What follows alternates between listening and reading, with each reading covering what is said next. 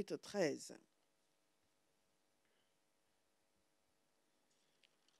Dans ce passage, Jésus venait de parler. Au verset 31, dans tout ce passage, Jésus est en train de parler à ses disciples.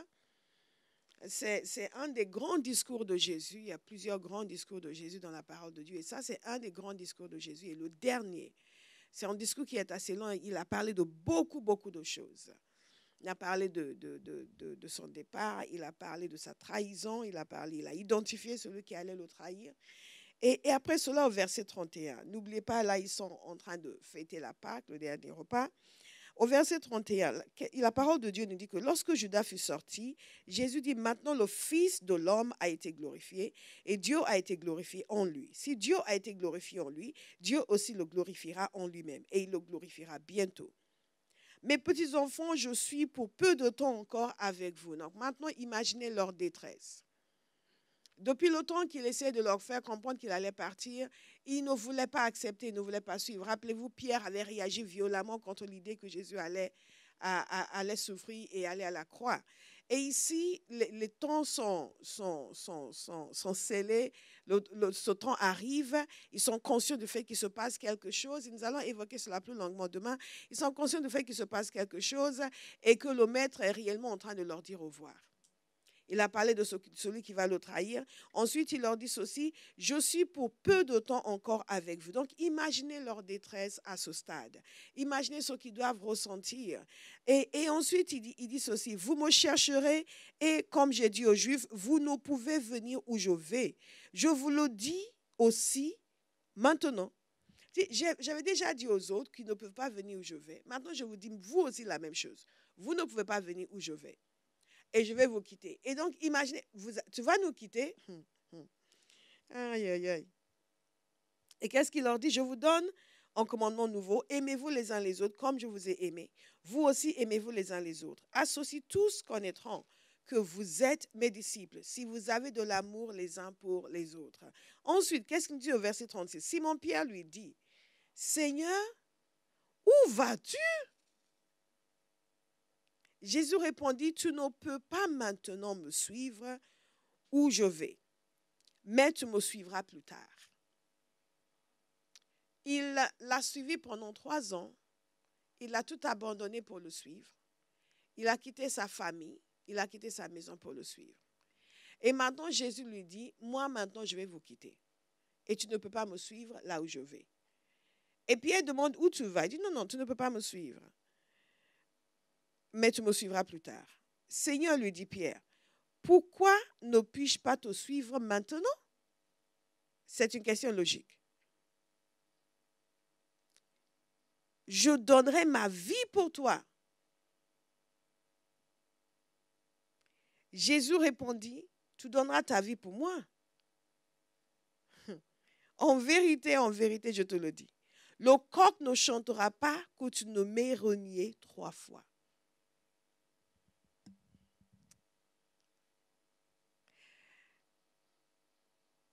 Et quand j'ai lu ce passage, je ne peux pas dire combien de fois j'ai lu ce passage dans mes 20 et quelques années de vie chrétienne. Beaucoup de fois. Mais en lisant ce passage de nouveau, j'ai eu un « ah » presque même physique. Bah! Et le Seigneur a commencé à me montrer quelque chose. Je dis « ah » et j'ai crié « Seigneur, montre-moi qui je suis ». Dites « Seigneur, montre-moi qui je suis ». C'est le titre de ce message. Montre-moi qui je suis. Montre-moi qui je suis. Pierre aime le Seigneur. Il aime le Seigneur au point où il est convaincu qu'il peut mourir pour lui. Donc pour lui, c'est où tu vas où je ne peux pas te suivre. Dans sa tête, il se dit, mais même s'il va mourir, je vais mourir avec lui. C'est pour ça qu'il a dit, je vais mourir pour toi. Écoute, je suis prêt à tout pour toi. Ou quel que soit ce que tu veux, ou quel que soit l'endroit où tu vas, je vais avec toi.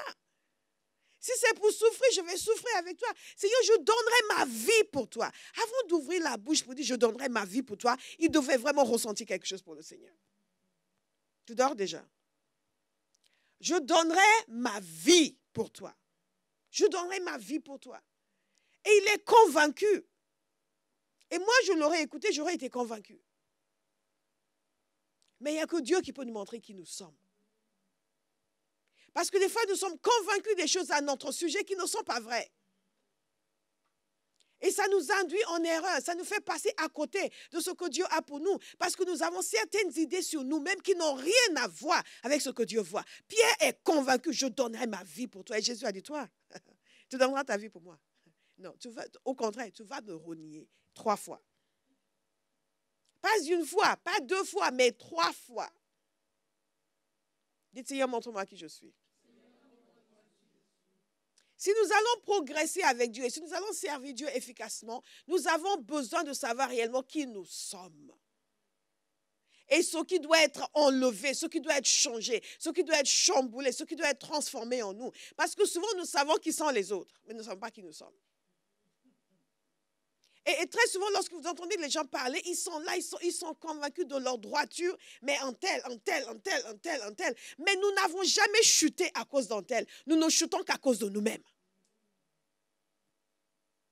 Nous ne chutons qu'à cause de nous-mêmes et nous ne rétrogradons qu'à cause de nous-mêmes. Parce que même si quelqu'un fait des choses, dit des choses qui nous poussent à rétrograder, nous devons être en mesure de dire non.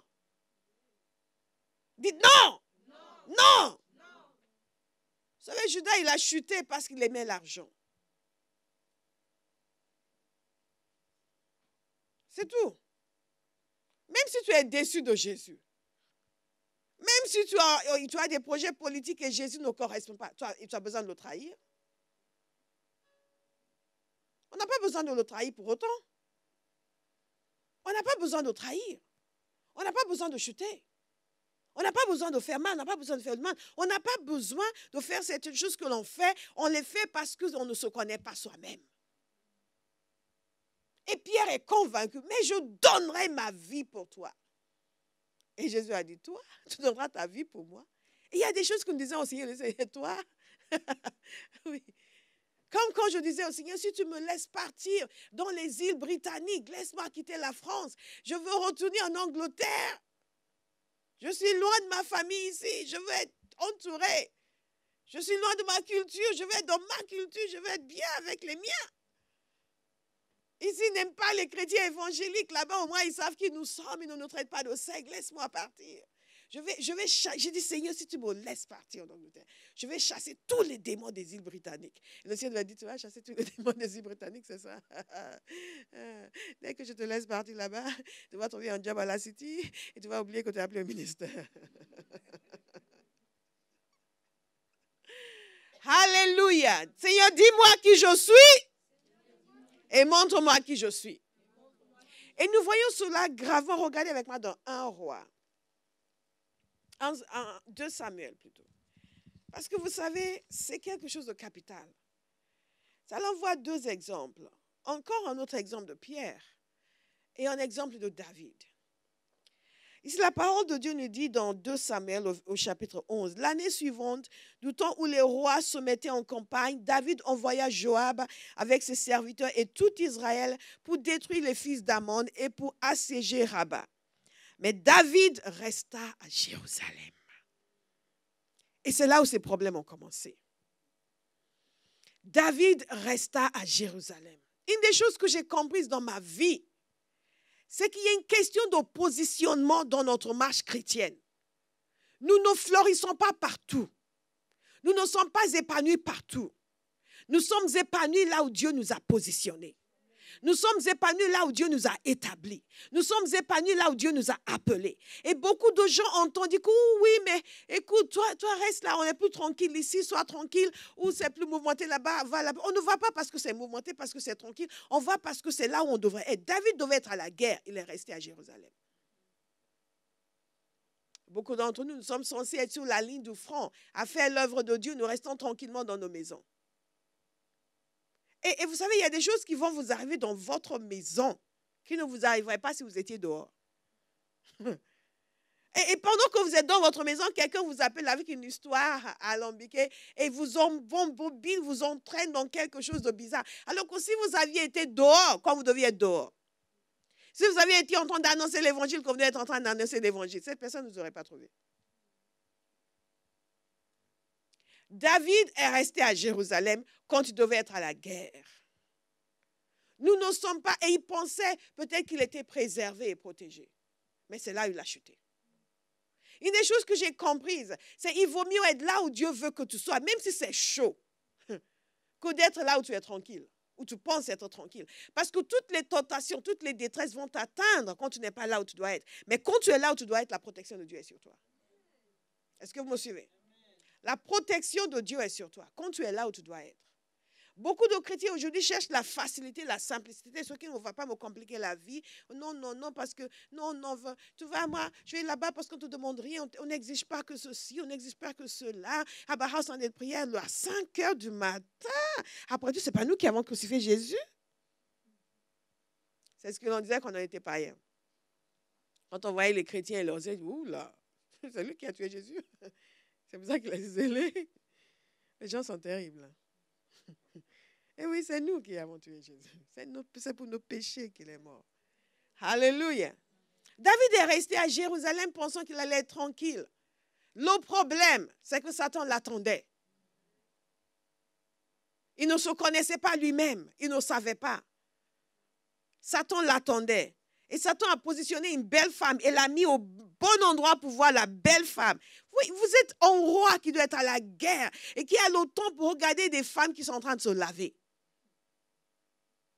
Quand on n'est pas là où Dieu veut que nous soyons, après on entre dans des bêtises. Dans des bêtises. Il y a quelqu'un que je connais qui a un appel sur sa vie. Mais la personne n'est jamais sortie des bêtises. Jamais sortie des bêtises. Et dernièrement, on m'a dit, oui, elle est dans tel pays maintenant parce que les chrétiens sont plus gentils là-bas. Mais pourquoi elle cherche des chrétiens gentils partout? Elle est appelée à servir Dieu, qu'elle s'installe, qu'elle commence à travailler et servir, pas chercher des chrétiens qui vont être gentils. Est-ce que vous me suivez? Et quand on ne va pas là où on est censé aller, ne fait pas ce qu'on est censé faire, il y a beaucoup de bêtises qui vont nous entourer. Et quand vous savez, quand vous parlez avec les gens, vous savez ce qu'il y a en eux.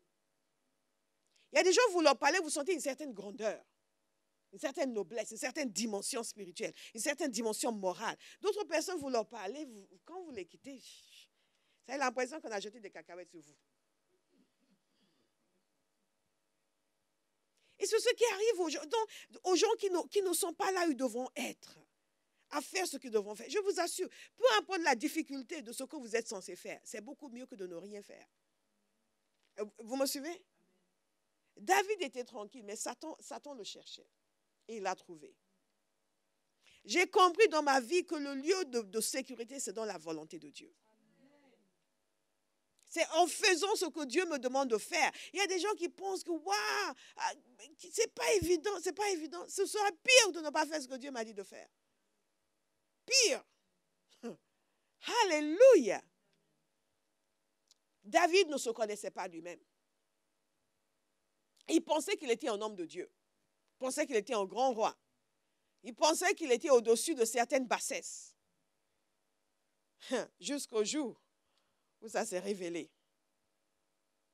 Et une des choses que je vois, c'est que quand on ne se connaît pas soi-même, on peut entrer dans des pièges et continuer dans ces pièges. Jésus a dit à Pierre, toi, mourir pour moi, tu vas me renier 3 fois. Vous aurez pensé que... ah non, moi, pas toi, pas moi, c'est pas moi. Il a nié en plus. Mais ça ne l'a pas arrêté. Quand on ne se connaît pas soi-même, on peut entrer sur un chemin de destruction sans même se rendre compte. Parce qu'on aurait pensé que le seul fait que Jésus l'ait averti était une raison suffisante pour qu'il dise attention à moi, et qu'il dise à quelqu'un, hé, Barthélemy, reste avec moi. Si tu me vois rogner le Seigneur, tape-moi vite. Rien. C'est parti. Une des choses que j'ai comprises dans cette vie, dans le service du Seigneur, c'est qu'il y a des erreurs que les gens commettent qui sont des erreurs ponctuelles. Il y a des erreurs qu'ils commettent qui ne sont pas des erreurs du tout, qui font partie d'un schéma de fonctionnement. Et un schéma de destruction dans lequel ils sont entrés. Et tant qu'ils ne renient pas ce schéma, ils vont continuer. Parce que parfois, vous parlez avec les gens, ils font quelque chose, vous leur dites, non, ça.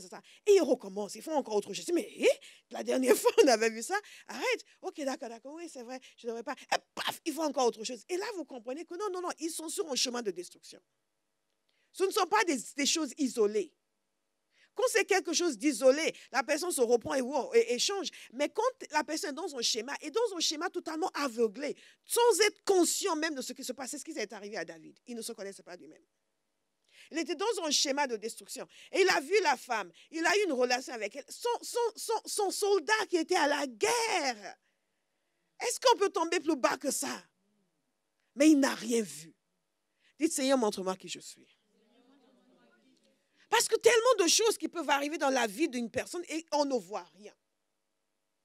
Ah, Pierre, convaincu, je mourrai pour toi. Jésus a dit toi. Et ça ne l'a pas changé. Ce n'est pas pour autant. Jésus l'a prévenu, mais il n'a pas changé. Il a continué sur son chemin. Il l'a renié une fois. Il ne s'est pas arrêté. Moi, j'aurais pensé que la première fois, il serait dit, ah, le Seigneur a dit que j'allais renier. Une deuxième fois. Il a fallu une troisième fois. Et la troisième fois, pourquoi il s'est rendu compte? Parce que le coq a chanté. Parce que le coq a chanté. Quelqu'un ici devrait avoir la crainte de dire, Seigneur, montre-moi qui je suis. Que je ne sois pas dans un chemin de destruction en pensant que je fais bien. Et David, il a eu une relation avec cette femme, déjà une bêtise extraordinaire. Et après, quand elle est tombée enceinte, il a voulu faire porter le chapeau au mari. Et le mari, en homme d'une telle loyauté, qui dit, ah non, moi je ne vais pas aller avoir des relations avec ma femme alors que les autres sont en guerre. Le roi ne s'est même pas dit, aïe, aïe, aïe, moi qui suis le roi. J'ai eu des relations, même pas avec mes affaires, avec la tienne. Et toi, tu ne vas même pas avoir une relation avec ta propre femme parce que les autres sont en guerre. Et moi, avec... Il ne s'est pas ressaisi. Et vous savez, il y a des fois, on est étonné de certaines choses. Mais quand on voit la parole de Dieu, on se rend compte que c'est la nature humaine. Donc, on commence à prier pour soi-même, pour dire, Seigneur, montre-moi qui je suis. Beaucoup de gens dont les destinées sont fourvoyées parce qu'ils ne sont pas lucides sur eux-mêmes. Il se passe quelque chose, ils ont une réaction, ils sont convaincus, oui, c'est comme ça. Et ils parlent, ils sont sûrs de leur histoire, mais ils se trompent complètement. Et il est tellement aveuglé, il n'a même pas eu de remords. Et ce qui se passe quand on est sur ce chemin de destruction, c'est que petit à petit, les gens commencent à s'endurcir. Commencent à s'endurcir. Et tout ce qu'il voulait, c'était chercher les moyens de couvrir sa faute, au point de faire tuer Urée. Au point de le faire tuer. Moi, je prie le Seigneur que je n'ai jamais de Joab dans mon entourage. Quand vous êtes un roi et que vous avez en aide en général, qui va faire toutes les erreurs que vous lui demandez.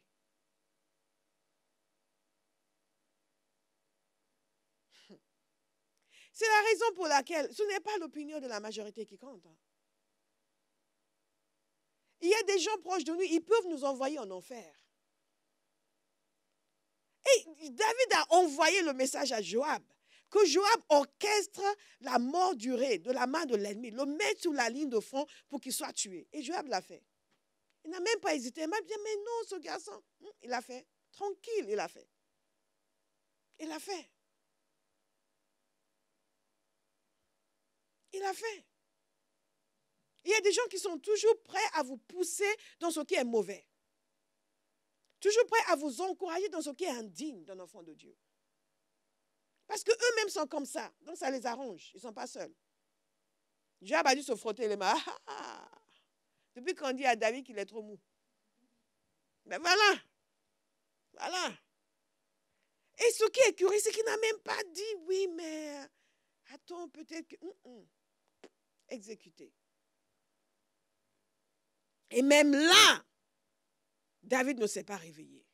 Je veux que vous compreniez à quel point le cœur humain peut être perverti.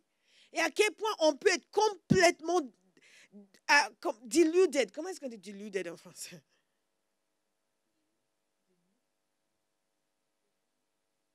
Oh, vous ne pratiquez pas l'anglais, vous?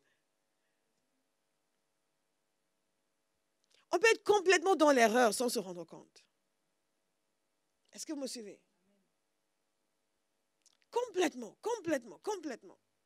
Et David, après le prophète Nathan vient, que Dieu bénisse les Nathan. Ils ne sont pas toujours les plus populaires, mais il nous en faut. Après, le prophète Nathan vient lui raconter une histoire de quelqu'un qui a commis une injustice contre quelqu'un d'autre. Et David réagit vivement. Comment? Ah non! Et Nathan regarde, tu es cet homme. Tu es cet homme. C'est toi. Et c'est là, enfin, que David prend conscience. Dis, Seigneur, montre-moi qui je suis. Montre-moi qui je suis.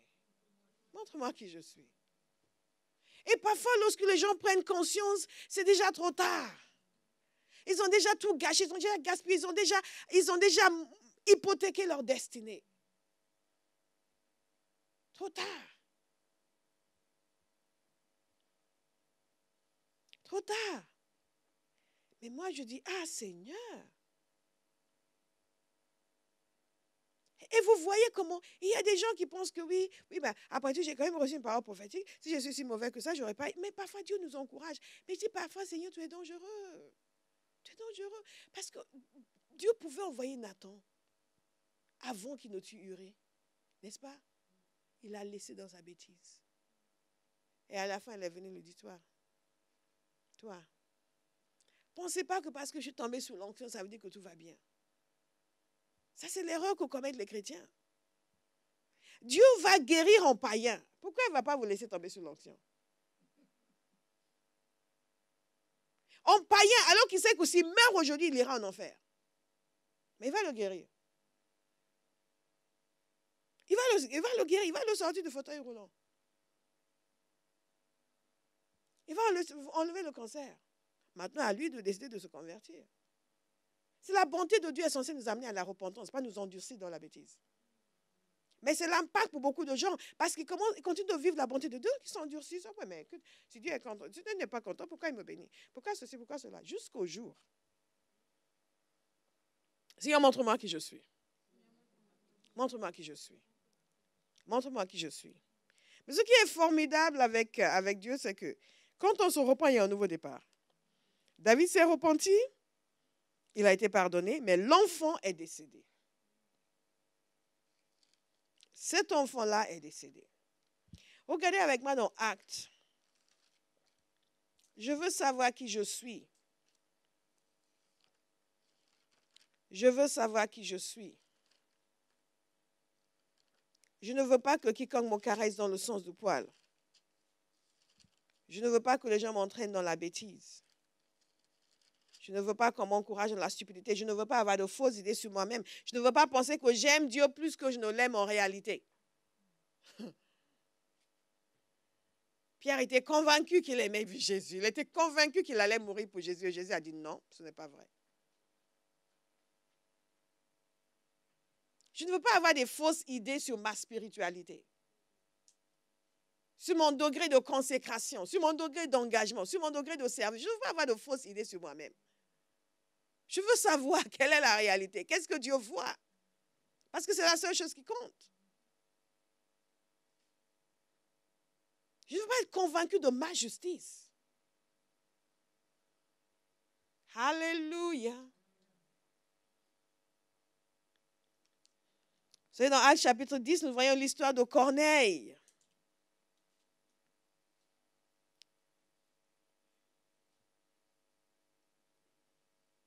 Et Dieu a envoyé un ange à Corneille pour lui dire d'envoyer chercher Pierre, pour que Pierre vienne lui annoncer l'évangile.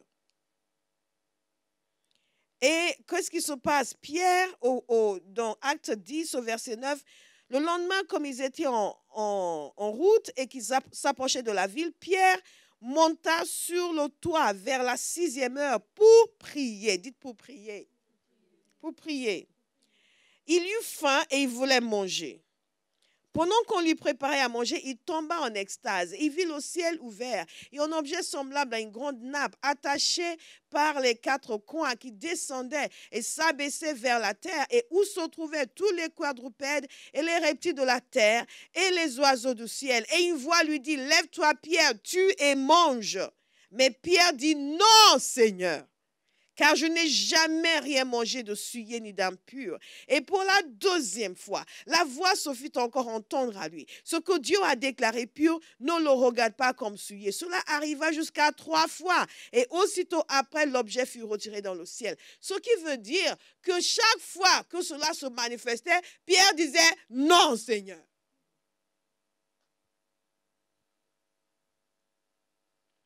Voici donc Pierre qui s'est repris avec sa trahison de Jésus. Il a été pardonné.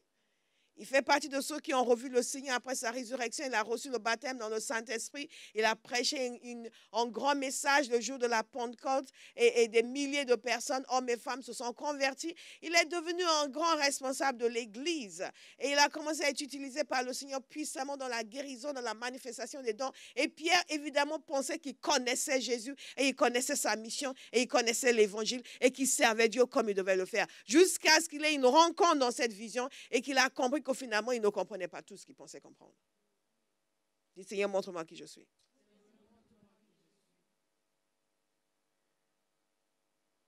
Et Pierre, finalement, s'est rendu compte que lui, il avait une certaine idée de sa propre droiture, de sa propre justice, une certaine idée de la religion qui ne correspondait pas à celle de Dieu. Une certaine idée aussi de son service vers qui il était envoyé qui ne correspondait pas du tout à ce que Dieu pensait. Et Pierre s'est rendu compte, après cette vision, qui ne comprenaient pas du tout la mission de Jésus. Et qui n'avaient rien saisi de ce que le Seigneur leur avait dit quand il était sur terre, quand il a dit, allez et faites des nations des disciples. Ce qui pour nous est le béaba aujourd'hui, lancé dans ce projet évangélisation 1000 âmes, pour lui c'était quelque chose de mystérieux. Et il était déjà un grand serviteur. Mais il pensait savoir, il ne savait pas encore. Dieu va nous révéler tout ce que nous pensons savoir, que nous ne savons pas encore. Parce que nous voulons savoir. Nous voulons savoir. Regarde-moi attentivement comme ce que je dis est en train de pénétrer. Alléluia. Ce n'est pas au ciel que ça se passe, c'est ici. Allez, tu regardes déjà le Seigneur? Allez, on regarde le ciel. Kakazita bosto côté. Mandegere basakate kete. Quelqu'un doit dire, Seigneur, montre-moi qui je suis. Montre-moi qui je suis. Pierre pensait qu'il était un grand apôtre qui connaissait la mission de Jésus. Et il a découvert en fait qu'il n'avait rien compris. Ce qui est le béaba pour n'importe quel chrétien aujourd'hui, la personne qui est convertie aujourd'hui sait que nous sommes censés aller vers les nations. Pierre ne le savait pas encore.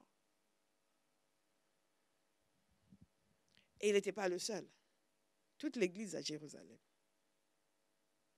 Parce que quand ils ont appris qu'il est allé chez les gentils, ils l'ont interrogé sérieusement.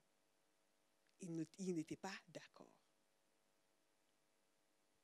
Chacun de nous doit avoir toujours ce désir de savoir qui nous sommes, qu'est-ce qui nous manque, qu'est-ce que je dois apprendre et de se lancer dans la mouvance de ce que Dieu est en train de faire. Pierre était sur le point de passer à côté de ce que Dieu était en train de faire sur la terre parce qu'il était arrêté sur ses opinions.